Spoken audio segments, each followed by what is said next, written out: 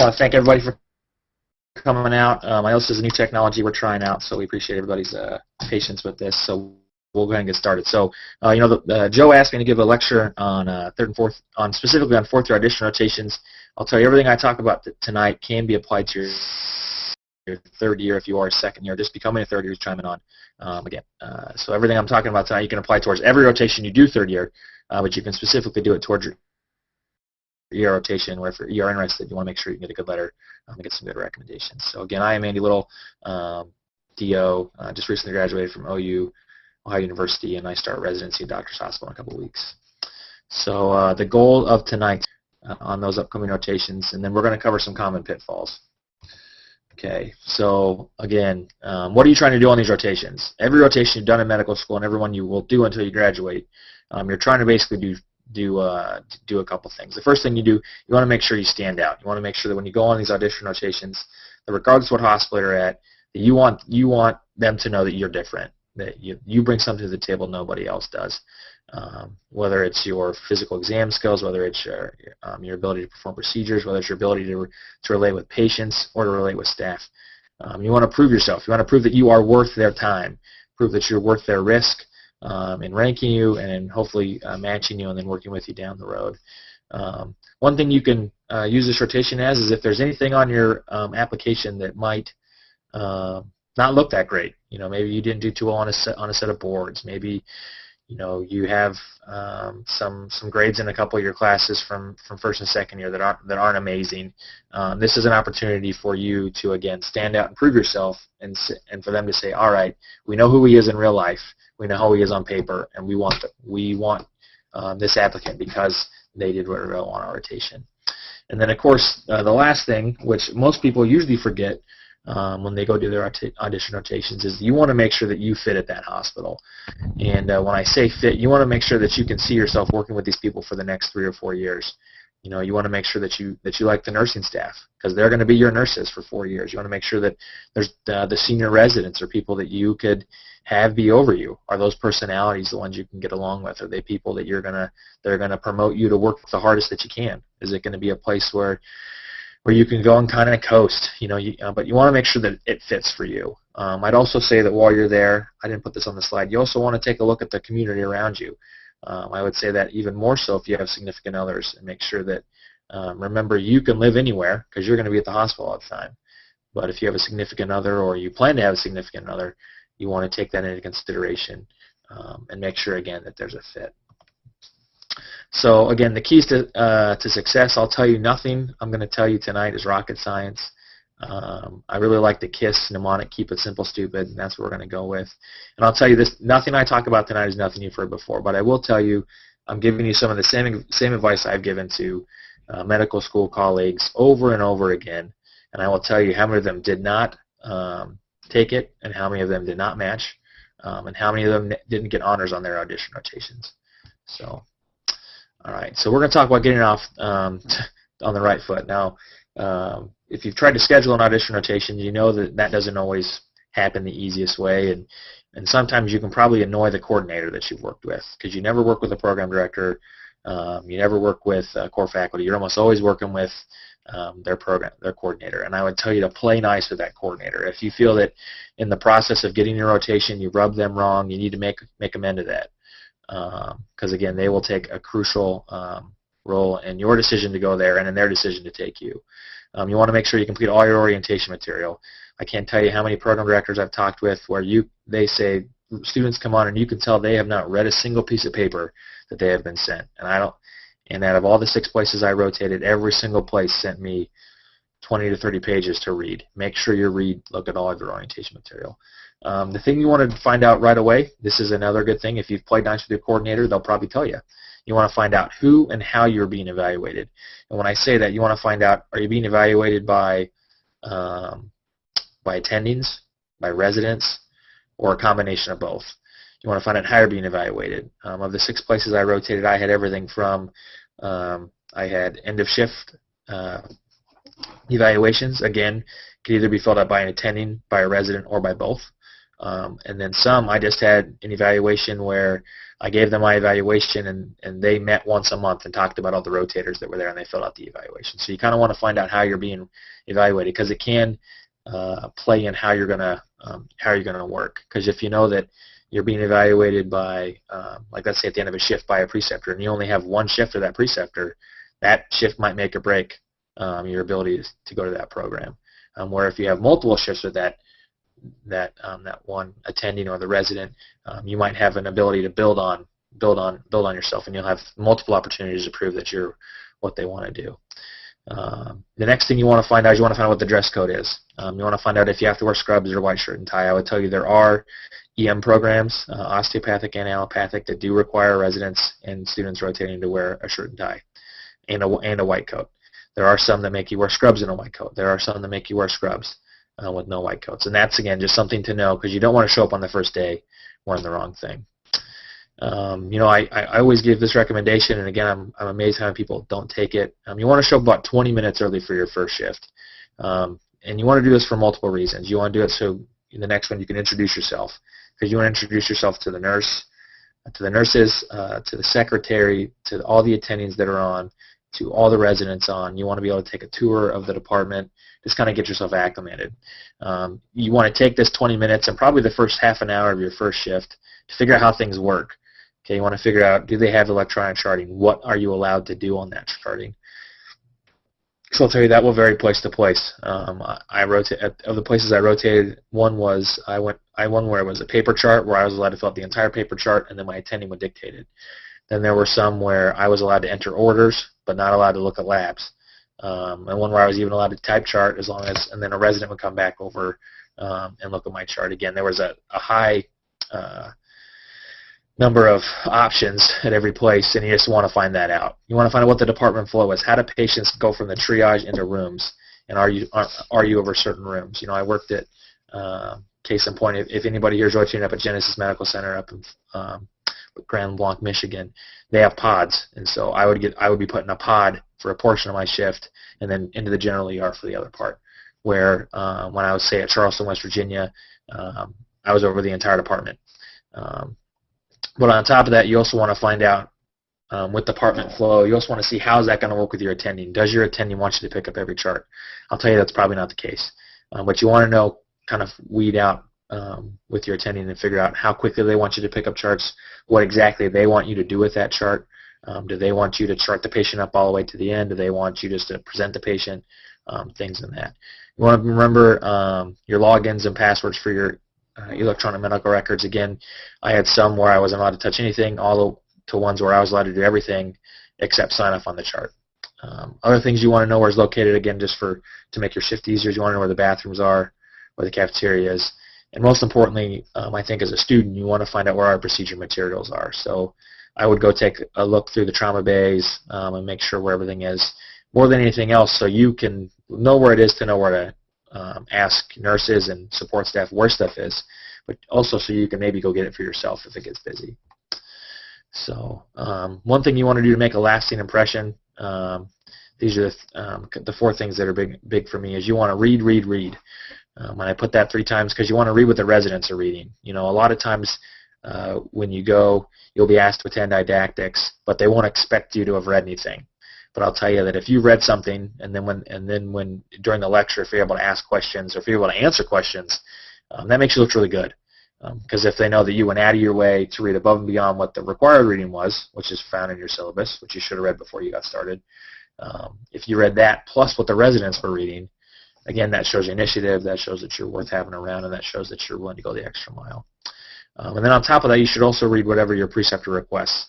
I had multiple shifts where we would see a certain subset of patients where maybe I didn't have the best knowledge about that subset of patients, but I would have the opportunity to work with that attending again. Either the attending or myself would decide that I was going to go read about that set of patients and then report on it the next time we work. And I'll tell you that if a preceptor asks you to read something, they're going to remember, and they're going to want you to give a report. So again, read, read, and read. I'd say probably one of the biggest strengths you can do to make a lasting impression is be able to admit what you don't know. I put that up there mostly because you're going to get pimped a lot on these audition rotations. They're going to ask you things out in the middle of nowhere. They're going to ask you a lot of things you know, and they're going to ask you a lot of things you should know, which again goes back to that you need to be reading. But if there's something you don't know, just say, I haven't had a chance to look at that, but I'll go out of my way to make sure the next time we work, I'll have taken a look at it and we can talk about it. And that actually shows a lot to attendings. It shows, one, that you're teachable. It shows that you're humble. It shows that you're not going to get in a situation and just act like you know what you're doing and then get in trouble. It shows that you're willing to ask for help and things like that. I'd say you need to practice on being proficient. If you're a fourth year, you're getting ready to take the PE. You've had a whole year of rotations. By now, you should be good at seeing patients. You should be good at presenting patients, and you should be good at performing procedures. And I'll tell you that those three things go a lot into your end of rotation evaluations. I can tell you that a lot of the comments from my rotations were functions as a first or second year resident, his ability to present patients and to perform procedures. And anytime you can get that kind of accolades on the end of a rotation evaluation, it's going to help you when you interview there, and it's going to help you when you interview other places. And then most importantly, you want to show improvement. You don't want to plateau the first day and then not be able to improve at all. So that's really important. Part of finishing strong, I think, is a lot of times we get too caught up in our shifts, just working with our attendings and too much into the reading. And I would tell you, like everything else, this is about balance. You want to find time to build a relationship with the residents. This can start by being dependable on your shift. It can also be continued when you hang. A lot of times you're going to be on rotation and you're going to get invited out to dinner or to go play basketball or to go work out, or you need to go. Okay, so if that means that you need to not get as much sleep that night because you stay up and read when you get back, you need to go out again because you need to make sure that this is a group of people that you're worth hanging around with, that you want to hang out with, and that they want to hang out with you. And one way they can find that out is who you are outside of the hospital. And I would tell you again, any opportunity you have to hang out with the residents is never a bad opportunity to take. Finishing strong, not all your rotations are going to have end of rotation exams. I'll tell you, most of them will. Usually those exams are basic emergency medicine knowledge. They won't ask you anything out of the ordinary. They're not going to ask you anything they would somebody who's graduating from residency, but they're going to ask you basic emergency medicine stuff. They're going to ask you acid base. They're going to ask you toxicology. They're going to ask you ACLS. They're going to ask you EKGs. They're going to ask you how to read x-rays. They're going to ask you common lab abnormalities, things that you should know by the end of your third year medical school, and things they expect you to know by the time you graduate and start as an intern. I'll tell you, one rotation I went on, I was told that they've never had a student get above a 60 on the exam my first day, and I studied my brains out, and I got an 84. And so this is a good opportunity for you to show that, again, if there's any deficiencies in your past or any doubts in their mind whether or not you can hack it, if you can blow up the center rotation exam on top of everything else, being a good rotator, it just helps you in the long run. Another thing you want to do is you want to make sure you're thankful. Again, with that coordinator, that person can make or break your ability to go to a residency or not. You need to send a thank you card, send a thank you email. I've even heard wonderful stories of students really going out of their way and sending the coordinator flowers. You want to be thankful to your attendings. You want to make sure you go out of your way at the end of every shift to thank the attending that you worked with. Thanks for letting me be with you today. And again, talk to them about how there's anything else you could do. Hopefully the next time you work you can be better, things like that. And be thankful to the residents. And I'll tell you, mostly that because residents a lot of times see students as a burden. That was one thing I noticed on most of my audition rotations, is whenever they saw a fourth-year student, they're like, kind of shrug their shoulders and thought, this shift's going to be long. But if you can go out of your way, again, to be dependable on your shift, to be really good with patients, be proficient, and then be very thankful to the residents throughout your shift, and then at the end of your rotation, that goes a long way. Let's go over some common mistakes. Now, again, these are just the same mistakes you had in grade school and high school and undergrad and first years of medical school. Again, tardiness. I'll tell you show up late, people don't like that. It doesn't bode well at all, especially on your first day. Being unprepared. Again, this is if you don't read and you don't read and you don't read, and somebody says, hey, did you get a chance to look at that, what we talked about last time we worked, and you say, I dropped the ball, I was hanging out with some buddies or hanging out with the residents, people really aren't going to care because you're unprepared. Unprofessional behavior. This usually goes a long way, mostly with the attendees that you're working with. The way you treat nursing staff. I'll never forget, I was rotating with a student from another medical school, and we were working in the same pod, and he was looking for a suture tray, and he'd been there for about 3 weeks, but he had never taken the time to know where anything was. And he came over to a nurse and said something very inappropriate, and when she said, well, shouldn't you know where that is? And he goes, it's not my job to know where it is, that's your job, and you need to go get it for me. He was just very unprofessional. I'll tell you, he didn't get an interview there because the attendings, it got word back to the attendings. So I'd say unprofessional behavior is a big mistake. Unwillingness to work. If they ask you to do something, I don't care if it's a rectal exam on a baby, or if it's a rectal exam on an 85-year-old guy, or if it's a pelvic on a nasty, overweight, whatever woman, you just seem to be happy to do it. Again, because they have given you the opportunity to be in their department, to work with their residents, to see their patients, which they don't have to do. And so whenever they ask you to do, you need to be able to do it. Another common mistake, a lot of program directors that I polled talked about hanging out. I mentioned you need to know where the cafeteria is and where the bathroom is, but those shouldn't be places you spend a large amount of your shift. Almost every ER has a place with a TV. You don't need to be caught watching TV. You need to, when they say, hey, go get some food and come back. Don't go get some food and watch some TV and kick back with the nurses and just hang out. Another one is not willing to learn. You will be amazed at how many students don't want to be taught, even on audition rotations. I'll never be amazed by they skip didactics. Again, they don't read. They're just kind of there. They think that they're smart enough, that their application on paper is enough to get them into this place, into a program, but they forget that if they don't show they're willing to learn, that's not something people are looking for. And then again, outside time, and we'll kind of go into some specifics on that. And that goes under the thou shalt not. Now, these 4 things are things that when I pulled some program directors, I wanted to get some juicy stories, and I'm not going to share any of those, but that's where I got some of these thou shalt nots. Do not get physically involved with a staff member or a hospital employee. I will share one experience. I was talking with a program director, and he said that they had a specific student who they loved. He had a great rotation, knocked that out of the park, had good board scores, good letters of recommendation, comes in for his interview. They liked him during his interview. They're in the final selection process, and this student did not know that in their final selection process they bring in the chief nurse or the head nurse for their department. And the head nurse comes in, and she showed up a little late to the meeting, and they've got their rank from 1 to 40, and she saw that this guy was at the top of the list, and she said, he's not coming here. And everybody was just baffled by why this. They thought, well, maybe this nurse just has that out for. And she went on to explain that over the month that he was there, he had slept with 14 different nurses while he was there. I'll tell you that a phone call was made to every other program he applied to, and he matched family practice. Well, he scrambled family practice, and put it that way. He had to scramble into family practice because he ruined himself at one hospital, and that program director made a bunch of phone calls. Again, thou shalt not argue with an attending or resident. Again, I will never forget seeing a student argue with a resident over something as simple as who she had to work with for the day. I've heard multiple attendings talk about students who get very agitated with pimping and very agitated with being forced to work. Again, it's a blessing for us to be in these hospitals and to be doing those rotations. Do not ever argue with an attending or a resident.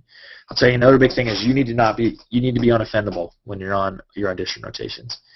Even if you're there, let's say you sign up for a month and 2 weeks in you decide that you do not like it there. You don't see that it's a fit for you. I will tell you that if you get offended halfway through and have a crappy next 2 weeks, again, emergency medicine is a small enough world that all that program director has to do is pick up the phone and make a phone call. Because whether you realize it or not, you will, within a couple days of working there, everybody will know where else you're rotating and where else you're applying. So don't get offended and don't act offended. And then the biggest thing is don't just leave. I'm amazed that students would do this, but had multiple program directors when I did a poll say that they've had numerous students just up and leave in the middle of a rotation. Again, those were students who didn't feel that they had a good fit, so they just up and left, and they went and found something else to do. Again, it's as simple as a phone call, and all they have to do is talk to somebody else about how you up and left their rotation, and you're basically done everywhere. unless if you can convince somebody of your leaving is a good thing. Now, I'll tell you that if there's a family emergency or something like that, it's as easy as calling the coordinator. But don't just up and leave a rotation. It doesn't look good for you. It doesn't look good for your school. And again, it most importantly doesn't look good, especially if you plan on going to that place. A couple of resources that I would recommend. This is something I always get asked is, what do you read when you're on these clerkships? I'll tell you, the First Aid for the Emergency Medicine Clerkship is a good book. I think it's about $45 on Amazon. It's worth the time getting it. It takes about 5 or 6 days to go through. It's in a first aid format where it's in sections.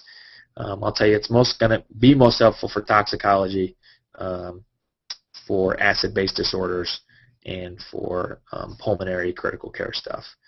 But it's a good book. I'll tell you that it's a recommended resource for 2 of the 6 of my audition rotations, where that's actually what they gave you on day 1. So if you can get an e-copy online or you can buy the book, I think it's worth you having, because it's going to be good. Another one is the Pocket Tit Analysis of the Emergency Medicine Manual. It's the 6th edition, came out last year. I'll tell you, this is probably going to be the best $60 you spend as a 4th year, because basically it is a smaller version of Tit Analysis. So Tit Analysis is one of the major medical texts that all residencies use, and most residencies, when they do their didactics, they're reading chapters out of Tit Analysis. So if you know what chapters they're going to be reading, you can read the coinciding lecture or chapters in the Emergency Medicine Manual, and you can get enough information to where you can be competent when they discuss it, that you can answer questions. And again, it's also a good read because rather than having a 40-page section, it's like a 5 or 6-page section, because it really gives you the nuts and bolts of what's in Tit Analysis. So these are 2 books that for around $100 you can basically get everything you really need for your audition rotations. Just a couple things to remember, that through this process, you just want to remember that the next few months will be the most important in your medical school career. Basically, everything you have done up to this point boils down to the next few months. I'll tell you, if you don't know you want to do emergency medicine for sure, these next couple months will make that known to you. I'll tell you that if you do well on these next 3 months, next February is going to be a breeze for you. There will be no worry in your mind. Interview season is going to be great, and you'll be going to the residency of your choice starting in a year, just like I am in a couple weeks. And remember, this is your opportunity to be more than just a name on an Excel spreadsheet. I'll tell you, that's the worst thing I hated. Is I did interview at a couple places. I did not rotate, and I really felt as if I was just a name to them, you know. And when they finally got to meet me, I became a face. But I remember interviewing with people who had rotated there, and there was just a sense in the room that I was no matter what I did, I was not going to be as good as the person that rotated there, especially if they rotated well. And again, remember that these audition rotations will make or break your chances at a program. You know, I can't stress that enough. If you do well in this month, you're probably going to get an invitation for an interview, and if you do bad, you're not. You know, it's going to be real simple. So again, make sure that you do well on these. All right, so I guess now we can open up to questions. Do we have any questions? Joe, do you want to chime in? Did anybody ask anything? Tanner's got a question. I got a question. Oh. How long did it take you to figure out if you fit in the place or not? A couple days. Couple days. First didactics. Yeah. I mean, I'll tell you, it was because you can tell really quick whether or not there's the attitude in the department that you like. You know, first didactics, you're going to see the residents interact with one another. You're going to see if you can fit into that or not. So I mean, really the first week. So if you're there for a month and the first week you realize you don't like it, make the most of it, get a letter out of it, and move on. You know, but you're gonna figure it out really quick. So do you feel like it's more important to fit in with the residents and faculty, or versus like the program director? Is there a big difference between that, or do you want to kind of fit in as a whole? For me, I know a lot of people that as long as they fit in with the residents, they were okay. They didn't care if they fit in with the program director or not. I was really looking for kind of the total package. I guess I'm selfish in that way, that I wanted to make sure I was at a place where everything fit. But I'll tell you, I mean, there were a couple places where they had a quirky program director, but I still felt comfortable going there. if that's what it came to, because again, I fit in with the residents. Cool. Because that's who you're going to spend the most of your time with. You got a question. Dean on Facebook was asking when he should start contacting programs to set up rotations. I'll tell you, you're going to want to start probably January of third year. You're going to want to start the process in January third year. And when I say the process, you're going to want to start emailing coordinators then, and just finding out what their protocol is. Because every hospital is a little different. Some use the online, I forget what it's called. My year, they started it this year. Is it VRAS? They started the online. Yeah, that's it. Yeah. So they started the online national thing where you had to go nationally and get other people to get rotations. Some of them have their own online, like I know Doctors Hospital, they have their own online application. And some places you can't even schedule an audition rotation until May of your third year. But in January you can start finding that stuff out, emailing coordinators, maybe email them to get contacts of residents so they can kind of give you the best practices for that. Yeah, I would just say in my experience from being here, it's like some places you need to be on the ball right away if you have a high priority slot. Yeah. It can get kind of crazy. Yeah. Well, like case in point, I know doctors, they have a 6-month waiting list where you have to apply 6 months from the day you want to start. And I'll tell you, you're not the only one on the computer at midnight doing that. So, I mean, they've got tons of people that want to come, and again, most of these are first come, first serve. So, and I'll tell you, there are probably a dozen programs, DO programs, where they won't even let you audition. They'll let you come up for a weekend. They'll let you come to didactics. But there are some places that won't even let you audition because they've got so many students from their affiliated medical school that they just don't have room for you. So, but.